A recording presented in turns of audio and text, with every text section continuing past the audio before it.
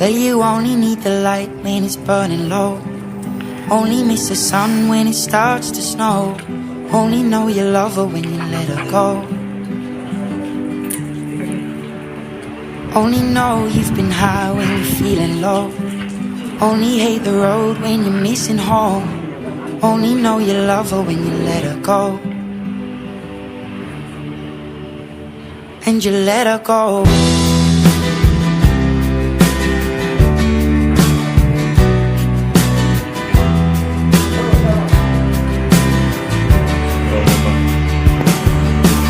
Staring at the bottom of your glass, hoping one day you'll make a dream last. But dreams come slow and they go so fast.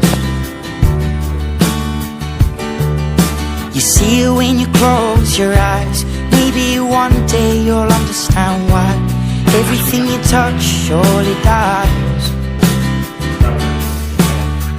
But you only need the light when it's burning low. Only miss the sun when it starts to snow. Only know you love her when you let her go. Only know you've been high when you're feeling low. Only hate the road when you're missing home. Only know you love her when you let her go. Staring at the ceiling in the dark, same old empty feeling in your heart. This love comes slow and it goes so fast. You see it when you fall asleep, never to touch and never to keep, cause you loved her too much and you dive too.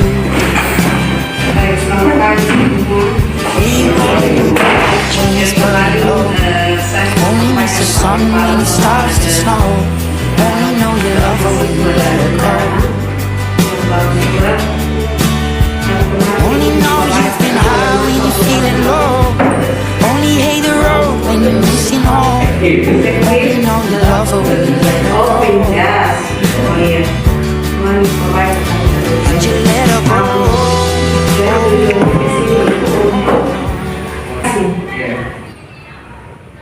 Ya, jadi mungkin sebelumnya sebelum Adito menyampaikan maksud, mungkin saya di sini Ibu Rita sebagai wakil kepala sekolah, kan sekarang Pak ada sementara sibuk, jadi langsung dengan saya saja untuk maksud dan tujuan kedatangan adik-adik di sini. Kan nanti jam 9 toh, Ibu kira sudah datang oleh karena semua jam 10. Ya, jadi mungkin salah satu perwakilan kelompok mungkin bisa menyampaikan maksudnya lebih jelas supaya ibu bisa tahu kedatangan ke sini, sosialisasi dalam artian seperti apa ya. Nanti sebentar kalau ibu sampaikan sekolah ini seperti apa, programnya seperti apa, supaya nanti baru adik-adik bisa selanjutnya. Silakan satu orang mewakili. Baik, selamat pagi Bu, selamat pagi teman-teman. Terima kasih atas waktu yang diberikan kepada saya. Baik, sebelumnya saya akan menyampaikan maksud dan tujuan kami di sini. Baik, maksud dan tujuan kami di sini ingin bersosialisasi tentang sekolah SLBN Beparaja yang bertempat di sini. Maksud jelas tujuan kami di sini ingin sosialisasi tentang sejarah awal berdirinya sekolah ini sampai dengan kegiatan sehari-hari di sekolah ini. Baik, mungkin itu maksud dan tujuan kami. Ya, dari kemarin itu juga belum terlalu baca suratnya. Tentang apa begitu? Ya, jadi kalau untuk mencari informasi tentang sekolah, ya memang kita di website belum ada ya. Website sementara dibuat karena ini sekolah ini baru 2 tahun. Baru 2 tahun berdiri. Jadi untuk Kota Kupang ini ada terdiri dari 4 sekolah luar biasa. Satunya pasti ada tahu di samping Gedung Pramuka Undana. Itu SLB Pembina Kupang yang dulunya dia satu atap dengan sekolah ini. Jadi dulunya SMA LB-nya di sini. Karena kalau disebut SLB artinya itu ada manajemen satu atap. SD-nya ada, SMP-nya ada, SMA-nya juga ada. Jadi di sini itu ada SD sampai SMA LB. Jadi kepala sekolahnya cuma satu. Kemudian untuk SLB itu dia di bawah kewenangan provinsi. Kalau SD SMP kan di bawah kewenangan pemerintah kota, kalau SLB itu dia di bawah kewenangan provinsi. Jadi kita kepala itu adalah provinsi. Kemudian untuk sekolah luar biasa di Kota Kupang itu terdiri dari 4, yang satunya itu swasta, itu ada di belakang SMP 5, pasti adik-adik tahu, itu namanya SLB Asuhan Kasih. Kemudian satu ada di Kelapa 5, itu SLB Negeri Kota Kupang, dan di sini sendiri namanya SLB Negeri Kota Raja, yang dulunya dia itu satu atap dengan SLB Negeri Pembina Kupang, dan di sini dia punya SMA LB-nya di sini.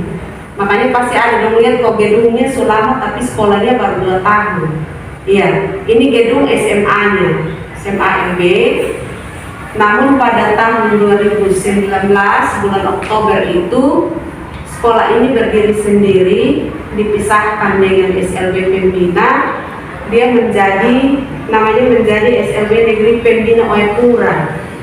Tetapi dalam perjalanan pada bulan Juni tahun 2020 dia berubah nomenklatur lagi menjadi SLB Negeri Kota Raja Kupang. SLB Negeri Kota Raja Kupang. Kemudian sampai sekarang dia beroperasi itu sudah ada, siswa SD-nya sudah ada, SMP-nya juga sudah ada. Kalau SMA-nya memang dari dulu, karena ini dulu jenjang SMA LB. Nah kalau untuk kalau dengar SLB, sekolah luar biasa ya, otomatis di dalamnya itu dia melayani anak-anak berkebutuhan khusus. Nah, kalau dulu itu orang biasa sebut bilang anak cacat, tetapi di undang-undang tidak diperbolehkan, sehingga sekarang istilahnya itu lebih diperhalus jadi anak berkebutuhan khusus. Nah kalau anak berkebutuhan khusus, otomatis pelayanan pendidikan itu berbeda dengan anak-anak normal pada umumnya. Gurunya juga otomatis dia harus berlatar belakang pendidikan khusus. Tapi karena kita di NTT, lebih khususnya di Kota Kupang ini, sarjana PLB itu jarang. Memang sekarang sudah ada Universitas San Pedro, di situ ada program studi pendidikan luar biasa. Jadi ada banyak juga anak-anak yang sudah belajar tentang pendidikan luar biasa. Dan memang mereka itu kalau tamat otomatis akan menjadi guru di SLB. Tetapi untuk saat ini rata-rata SLB yang ada di Kota Kupang itu jarang guru yang berlatar belakang PLB. Kebanyakan guru-gurunya berlatar belakang pendidikan umum, seperti saya sendiri juga umum. Tetapi kita diberikan diklat-diklat untuk peningkatan kompetensi dengan tujuan supaya bisa memberikan pelayanan yang maksimal untuk anak-anak berkebutuhan khusus. Nah kalau bicara tentang anak berkebutuhan khusus itu pasti ada dong pernah dengar ada istilah tunanetra, tunarungu, ya, tunagrahita, tunadaksa, kemudian autis. Itu semua tempatnya ada di sini. Dulu ada satu namanya tunalaras. Itu anak yang mengalami hambatan emosional, tetapi karena dalam perjalanan tunalaras itu dia tidak mengalami hambatan secara intelektual, hanya emosional saja, sehingga dia tidak dikategorikan lagi dalam anak berkebutuhan khusus. Jadi yang berkebutuhan khusus yang kita tangani sekarang kalau di SLB Kota Raja itu hanya 5. Tunanetra untuk mereka yang mengalami gangguan penglihatan, pasti ada yang utama. Ya. Kemudian tunarungu wicara itu yang mengalami hambatan pendengaran, kemudian berbicara. Jadi kalau anak yang dia kalau tulis dalam pasal ya, dia mengalami hambatan pendengaran sejak lahir, maka otomatis dia juga akan mengalami hambatan bicara. Karena dia tidak mendengar apa-apa, maka otomatis dia juga tidak memiliki kosakata, tidak bisa berbicara. Berbeda dengan anak yang mengalami hambatan pendengaran setelah dia besar misalnya, pasti otomatis dia punya kosakata, hanya dia mengalami gangguan pendengaran. Itu kenapa untuk tunarungu wicara itu dijadikan satu, karena mereka satu paket. Kemudian ada yang namanya tunagrahita. Oh iya, kalau tadi tunanetra itu kita biasa bilang A itu tunanetra. Kalau B tunarungu wicara. Jadi kalau ada dong berkecimpung di dunia pendidikan khusus, kalau orang omong bilang anak kelas A, berarti otomatis itu anak tunanetra. Tidak kelas A seperti yang di sekolah reguler, kelas 1A, kelas 2A, tidak. Kalau A otomatis itu kelas tunanetra. Kalau B tunarungu wicara. Kalau C itu tunagrahita. Anak-anak yang mengalami hambatan intelektual, ya. Jadi kalau untuk tunagrahita itu secara intelektual itu mereka berada di bawah rata-rata. Pasti ada yang pernah lihat anak-anak yang seperti orang Cina, jalannya pendek-pendek. Ya, itu masuk dalam kategori tunagrahita. Itu istilahnya disebut Down syndrome atau orang bilang Mongol. Kalau dalam masyarakat orang bilang itu anak Mongol. Itu dia masuk dalam kategori tunagrahita dengan IQ yang paling rendah, karena IQ-nya hanya 25 saja. Kemudian ada istilah tunadaksa, itu yang mengalami hambatan secara fisik. Ada dong, ada yang tangannya kecil atau jalan kakinya pincang dan seterusnya. Itu mereka masuk di dalam kategori tunadaksa. Tetapi kalau untuk anak tunadaksa, rata-rata mereka punya kemampuan intelektualnya itu seperti anak yang normal. Tetapi karena hambatan fisiknya, maka mereka membutuhkan pelayanan di sekolah khusus. Kemudian yang terakhir itu ada istilah untuk anak autis. Anda pernah dengar autis? Autis itu anak yang mengalami hambatan sosial, emosional, komunikasi. Pasti di masyarakat itu pernah lihat ada anak yang duduk tidak bisa diam, dia lari-lari terus, bicaranya juga berulang-ulang, satu kata dia bisa ulang sampai beberapa kali, itu namanya anak autis. Jadi kalau ada beberapa masyarakat yang anak seperti itu bilang, itu anak itu gila, dia gila sejak lahir. Tidak ada anak yang gila sejak lahir, karena orang gila dan anak autis pasti berbeda. Ya. Jadi itu adalah 5 jenis anak berkebutuhan khusus yang kita tangani di sini. Kalau dulu ada istilahnya tunaganda, itu dia mengalami kebutuhan khususnya lebih dari satu. Jadi tunarungunya mungkin ada, tetapi dia juga mungkin hambatan intelektual. Tetapi kalau sekarang kurikulum yang sekarang tidak lagi, tunaganda tidak ada. Kalau dia lebih ke tunarungu, ya dilayani sesuai kebutuhan khususnya tunarungu. Gitu. Jadi mungkin itu sedikit perkenalan. Kemudian untuk ketika ada yang mau wawancara atau ada yang mau ditanyakan, silakan. Nanti Ibu bisa bantu untuk jelaskan. Itu tadi sedikit pembukaan pengenalan tentang profil SLB Negeri Kota Raja Kupang ini. Kalau untuk tenaga pendidik dan pendidikan, kita punya 35 guru. Karena kita di sini personilnya 49 orang, gurunya 35. 14 orang itu tenaga pendidikan. Jadi itu satpam, cleaning service, kemudian tata usaha, Jadi guru di sini juga datang dari berbagai latar belakang pendidikan. Ada yang memang dia sarjana PLB, tapi kita tuh sarjana PLB di sini cuma 2. Satunya tunarungu, yang satu tunanetra. Begitu. Kemudian kalau untuk SDLB sendiri itu dia pelayanannya itu seperti anak SD pada umumnya, mereka menggunakan pendekatan tematik. Jadi untuk SLB itu kurikulumnya sendiri. Itu untuk saat ini kita menggunakan yang namanya kurikulum pendidikan khusus 2013. Jadi kurikulumnya berbeda dengan yang sekolah reguler di luar sana, ya. Kalau sekolah reguler itu SD pembelajarannya itu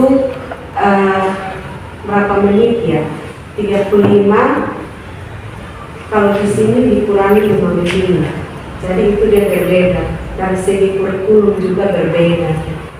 Kemudian kurikulum kita itu bisa dimodifikasi, bisa diadaptasi, pokoknya kita penyesuaian.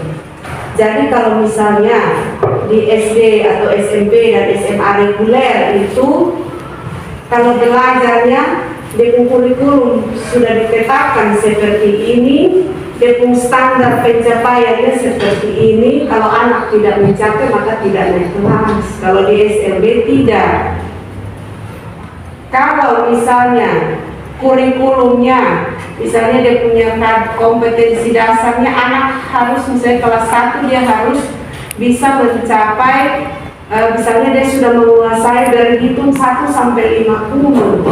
Tapi kenyataannya dia hanya bisa 1 sampai 10, maka kita kasih turun di 1 sampai 10. Ya, kalau anak reguler kan tidak. Kalau 50 ya 50. Tidak bisa ya tidak naik kelas, ya toh? Nah, kalau SMP tidak, kita menyesuaikan dengan kemampuan peserta didik. Jadi kita guru yang menyesuaikan dengan anak pun kemampuan. Jadi kalau dia hanya bisa hitung 1 sampai 10, ya selama 1 semester kita ajar 1 sampai 10. Itu kelebihannya SMP begitu. Ya, begitu. Jadi mungkin itu sekilas tentang kegiatan pembelajaran di SLB, baik itu SD, SMP, dan SMA. Kalau mata pelajaran sendiri sama dengan sekolah-sekolah pada umumnya. Kemudian beda untuk SMP di sini pembelajarannya dia tematik, dia tidak per mata pelajaran. Itu yang membedakan. Jadi kurikulum kita berbeda di situ. Kalau SMP kita belajar per mata pelajaran, kalau di SLB pendekatannya itu tematik untuk yang SMP dan juga SMA itu untuk tunagrahita dan autis, itu pendekatannya juga tematik. Jadi guru yang ngajar itu guru kelas, jadi dia harus ngajar semua mata pelajaran di luar bahasa Inggris, agama, dan penjas. Sedangkan untuk tunarungu, tunadaksa, tunanetra, karena anak-anak itu dianggap mampu secara akademik, intelektualnya itu bagus, maka dia pendekatannya itu makro per mata pelajaran. Begitu. Jadi mungkin itu untuk proses pembelajaran ini seperti itu. Mungkin ada yang mau bertanya, silakan bertanya. Kalau ibu bisa jawab, ibu jawab. Kalau butuh Pak Kepala jawab, nanti kita ke Pak Kepala. Ini kami susun pertanyaan. Oh ya, tadi itu kan ibu pembukaan toh, memperkenalkan sekolah ini. Jadi kalau ada pertanyaan sekarang kesempatan silakan bertanya.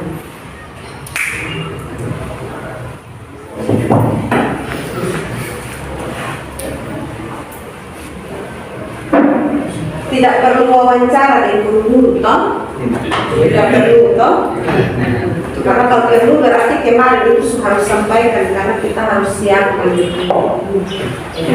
Kalau hanya dengan ibu saja, ibu akan jawab semampu. Silakan.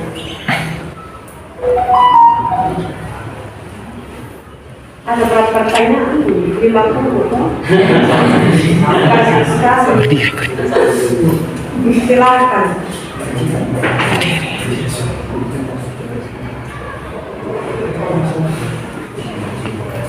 Berapa orang yang mau bertanya mewakili semua ataukah satu orang mewakili semua? Cuma satu memang. Satu, silakan.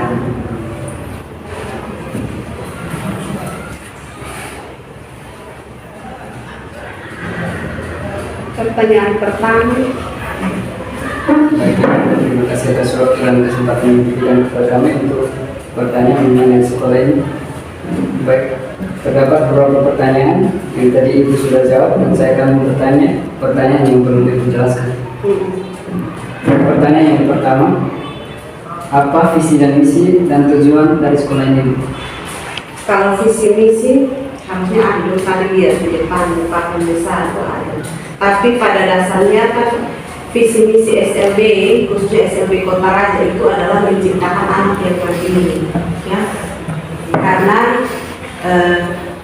tujuan kita di SLB Negeri Kota Raja, kita di sini mencetak anak-anak berkebutuhan khusus yang ke depannya mereka bisa mandiri. Mandiri dalam artian bisa mengurus diri sendiri, ya, bisa mengurus diri itu seperti bisa apa ya, makan minum yang paling sederhana, makan minum, berpakaian dan segala sesuatu itu dia mandiri. Kemudian dia bisa mengurus dia punya hidup ke depan. Tapi untuk lebih lengkapnya nanti silakan lihat di sana itu ada visi misi sekolah itu ada. Kalau memang butuh untuk kita kasih profil sekolah nanti sebentar kita kasih.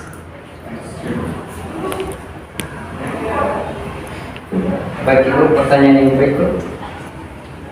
Berapa jumlah keseluruhan anak berkebutuhan khusus sampai dengan saat ini? Jumlah siswa ya. Kalau kita kan di sini ada 3 satuan pendidikan, SDLB, SMPLB, dan juga SMALB. Jadi kalau jumlah keseluruhan sampai sekarang itu siswanya SD sampai SMA itu 65 orang. Karena kita kan baru berdiri 2 tahun, jadi kita juga tetap membuka pendaftaran. Jadi kita tidak tutup. Kapanpun anak mau dibawa ke sini kita tetap terima. Tapi kalau untuk jumlah siswa sampai saat ini itu 65 orang. Itu dari SD sampai SMA.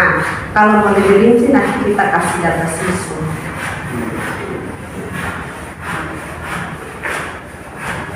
Baik, Ibu, pertanyaan berikut. Berapa hari dalam seminggu diadakan kegiatan pembelajaran? Kalau pembelajaran kita Senin sampai Sabtu. Tapi rata-rata kalau untuk akademik itu Senin sampai dengan Kamis. Kalau pagi dari jam 7.15 sampai jam 10 biasanya kegiatan pembelajaran akademik di kelas. Karena kita di sini ini kan kita semi SMK, jadi ada jenis-jenis keterampilan juga di SLB Kota Raja ini yang itu sebagai penunjang untuk anak ke depannya itu mereka bisa menguasai satu keterampilan yang bisa dijadikan untuk bekal kemandirian mereka ke depan. Jadi ada keterampilan itu ada kecantikan, ada otomotif, ada akupresur, ada IT, ada tata boga, tata busana, itu kita punya di sini. Jadi kalau untuk jam pembelajaran rata-rata itu untuk keterampilan itu diambil anak ketika dia sudah SMP dan SMA. Kalau SD itu masih pembelajaran biasa, tapi ketika dia SMP dan SMA, dia diberikan kesempatan untuk memilih salah satu jenis keterampilan yang itu dia akan pelajari itu dari SMP sampai dengan dia tamat di sini. Jadi kalau untuk jam pembelajaran Senin sampai Kamis itu pagi jam 7.15 sampai jam 10 itu mereka belajar di kelas dengan guru mata pelajaran. Nanti jam 10 sampai jam 1 itu mereka ada di kelas keterampilan masing-masing. Kemudian kita pembelajarannya itu sampai 1. Kita sekolah sampai hari 1. Kalau hari Jumat 1 anak-anak setelah apel pagi, kemudian setelah senam pagi atau kerja bakti mereka langsung full di keterampilan sampai jam pulang. sampai jam 1. Tapi kalau untuk akademik di kelas Senin sampai Kamis itu jam 7.15 sampai jam 10. Sedangkan untuk SD disesuaikan. Pagi kalau kelas yang kecil kan pulangnya jam 10, kelas besar itu jam 12. Itu mereka Senin sampai Sabtu itu pembelajaran di kelas.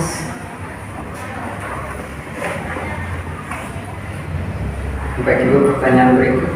Jadi Ibu sudah jelaskan kelebihan dari kurikulum yang digunakan. Pertanyaan kami di sini, apakah ada kekurangan dari penggunaan kurikulum yang diterapkan Ibu? Kalau yang namanya kurikulum ya pasti kekurangannya ada, kelebihannya juga ada.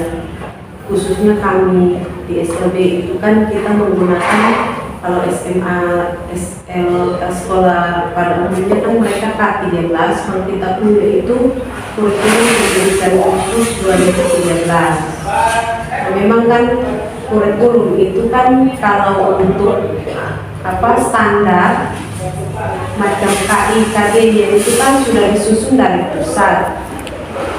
Kita di sini menyesuaikan.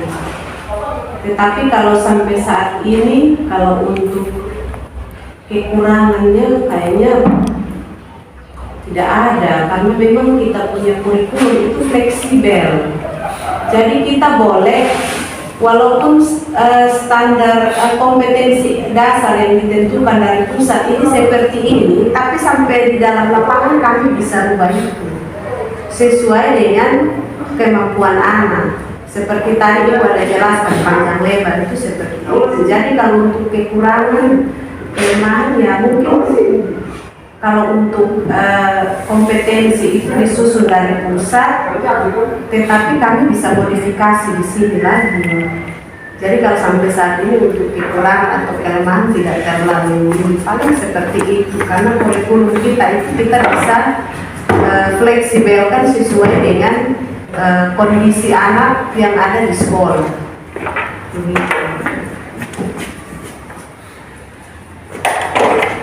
Baik Ibu, pertanyaan berikut, apakah dalam kegiatan pembelajaran ada masalah-masalah yang ditimbulkan para anak berkebutuhan khusus? Kalau misalnya ya pasti banyak.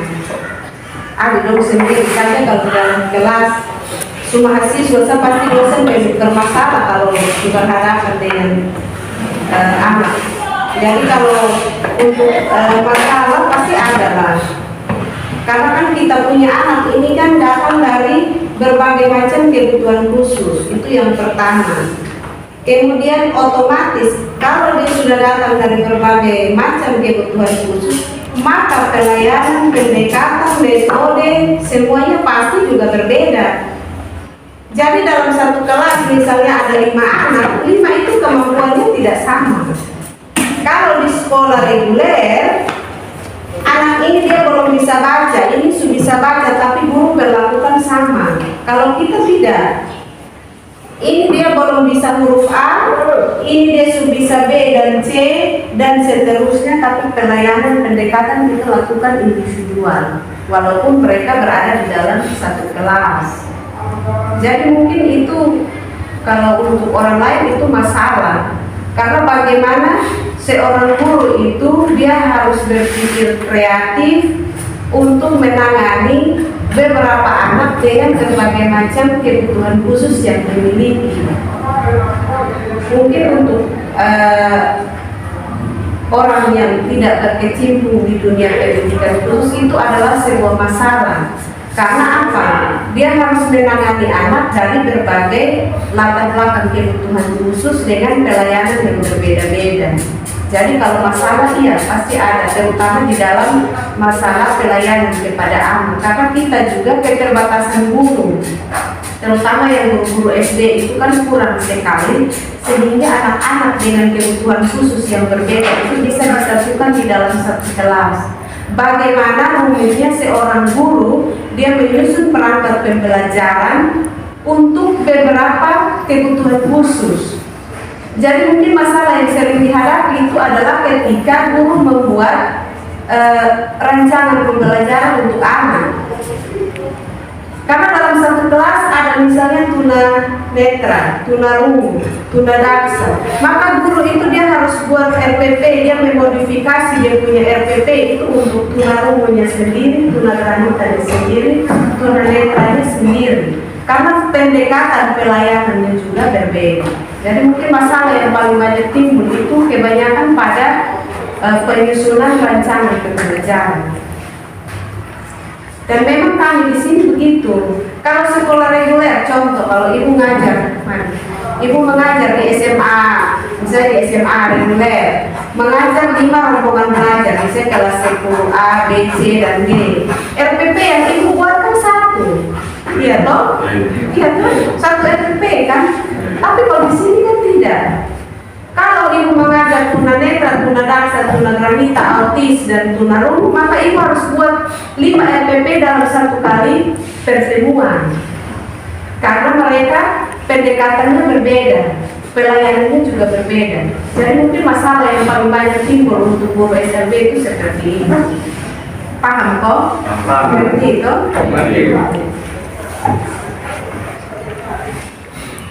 Baik Ibu. Pertanyaan berikut, apakah sarana dan prasarana di sekolah ini sudah memadai?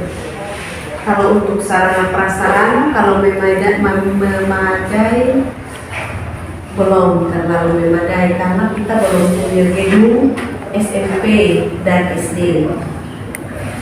Karena kita sekolah baru 2 tahun, jadi waktu itu kan ini cuma SMA, jadi gedung yang ada ini kan SMA. Jadi kelas yang ada itu SMA semua. Sedangkan sudah 2 tahun kita berjalan, ini kan sudah ada siswa SMP dan juga SD. Sedangkan gedung atau ruang belajar untuk siswa SD, SMP tidak ada. Sehingga untuk sementara yang siswa SD itu menumpang di asrama di sebelah, SMP juga menumpang dengan SMA. Jadi kita bagi. Jadi kalau untuk sarana prasarana, kalau dari segi ruang kelas masih kurang memadai.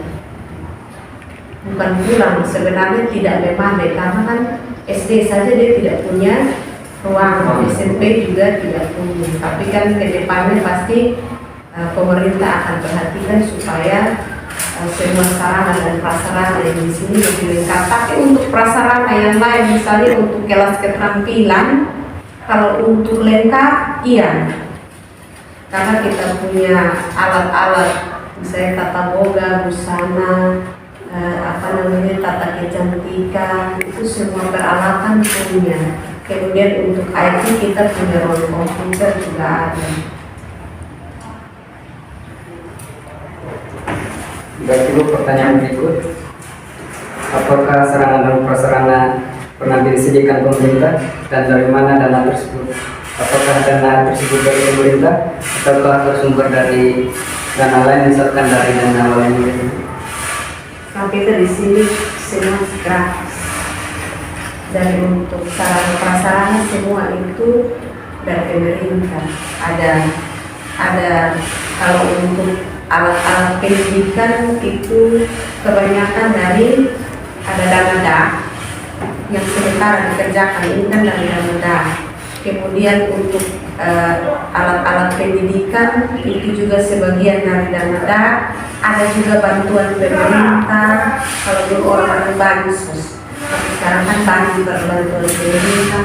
Kemudian ada sebagian yang kita belanjakan dari dana BOS atau dana bantuan operasional sekolah, karena SLB juga punya dana BOS dan jumlah dana BOS SLB itu lebih besar dari sekolah-sekolah reguler. Jadi kalau untuk dana dari wali murid, orang tua, kan selain kita sekolah negeri, kita juga sekolah berkebutuhan khusus. Jadi untuk orang tua kita tidak pungut apa-apa, sekolah gratis sampai tamat. Jadi biar anaknya kita tangani susah, tetapi semuanya gratis. Orang tua hanya perlu beli pakaian seragam, buku tulis, dan datang antar anak ke sini kita layani, tetapi tidak bayar untuk sekolah.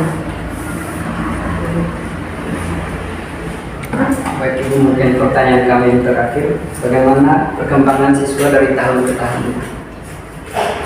Perkembangan siswa dari segi akademik kalau untuk anak berkebutuhan khusus itu kan kita tidak terlalu berekspektasi yang terlalu tinggi sekali. Seperti adik-adik kan pasti sekolah mau supaya dapat ranking 1, kemudian tamat SMA, kuliah, setelah itu bekerja di tempat yang bagus. Kalau untuk SLB yang kita harapkan adalah ketika mereka dari sini mereka bisa mandiri.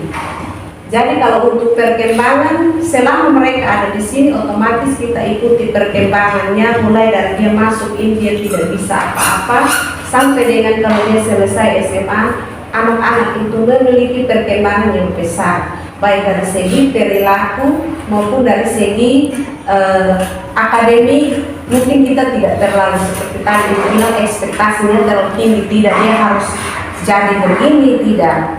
Tetapi anak kita ada juga yang kuliah dan jadi sarjana, bahkan mereka kembali ada yang ngajar di sini, ada juga yang di sekolah lain. Itu anak-anak yang memang dari segi akademik mereka mampu, sehingga mereka bisa meneruskan ke jenjang yang lebih tinggi atau universitas. Ada anak kita yang tunarungu itu yang sekarang jadi instruktur IT, walaupun dia tidak bisa bicara, tidak bisa mendengar, tetapi dia bisa kuliah sampai dengan selesai, kuliahnya di Jawa dan kembali mengabdi di sini sebagai seorang guru IT. Kemudian kalau perkembangan dari segi lain-lain di luar akademik itu mereka pasti otomatis kita harapkan itu mereka berubah, baik dari segi perilaku, sosial emosional dan lain-lain, itu mereka harus berubah dan berkembang ke arah yang lebih baik. Jangan dia masuk dia tidak bisa pakai baju sendiri, sampai tamat juga dia tidak bisa pakai baju. Otomatis kita di sekolah ini kita tidak hanya mendidik mereka secara akademik, tetapi kita juga membentuk mereka punya perilaku, kemudian mereka ajar mereka untuk mandiri, sehingga besok lusa itu mereka ketika kembali ke masyarakat mereka itu bisa artinya mandiri lah. Itu tujuan utama dari SLB, khususnya SLB Negeri Kota Raja Kupang. Begitu. Baik Ibu, mungkin itu pertanyaan dari kami. Terima kasih sudah berpartisipasi dalam menjawab pertanyaan kami. Mohon maaf bila ada kurang dan lebih dari pertanyaan kami. Mohon dimaafkan. Baik. Jadi pertanyaannya, paham kok selama itu menjelaskan dari awal sampai selesai paham? Paham. Mengerti, punya gambaran sedikit tentang bagaimana sekolah luar biasa itu, bagaimana pelayanannya dan lain-lain itu seperti apa. Semoga ada dong hari datang di sini punya bekal sedikit dan sudah tahu, oh ternyata di SLB ini seperti ini. Coba anak-anak kalau tidak belajar dari rumah, tadi kita langsung bisa melihat bagaimana proses pembelajaran di dalam kelas. Tetapi kalau sekolah kita sementara direhab oleh PUPR, jadi anak-anak sementara itu belajar dari rumah, kita guru berkunjung ke rumah. Karena kita tidak mungkin online pakai Google Meet atau Zoom, ya. Karena kalau kita Zoom itu hanya untuk anak-anak yang memang mampu, tapi kalau tidak bisa, kita terpaksa melakukan pelayanan ke rumah sesuai dengan dia punya jam pembelajaran. Jadi tadi kalau anak-anak ada, ibu bisa antar dan bisa lihat, oh ternyata menangani anak berkebutuhan khusus ini seperti ini. Jadi kita di sini kita tidak bekerja karena memang kita istilahnya saya guru ya sudah ngajar, tetapi betul-betul kita pendekatan pelayanan yang kita lakukan adalah dengan hati. Karena kalau tidak dengan hati, 5 anak 2 baku di sini, 3 di sana, maka pasti tidak tahan dan berhenti.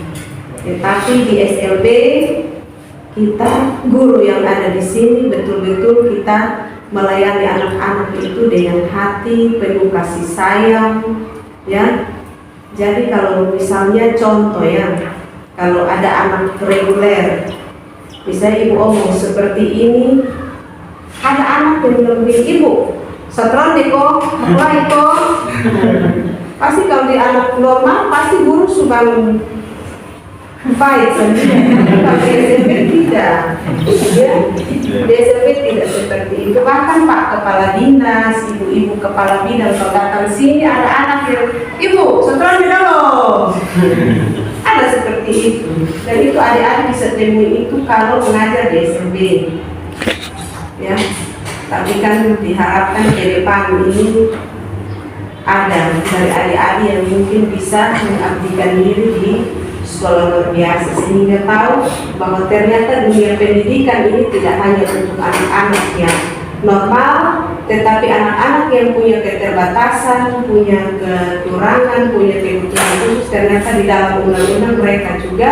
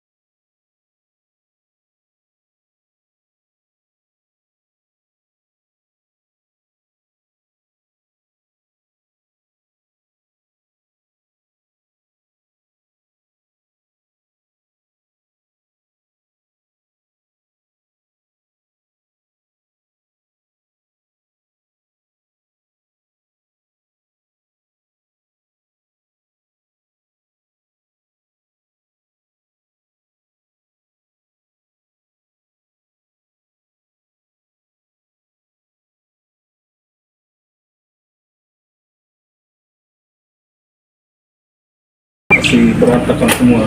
Iya. Masih foto. Fotonya di mana? sini. Sini, Dad.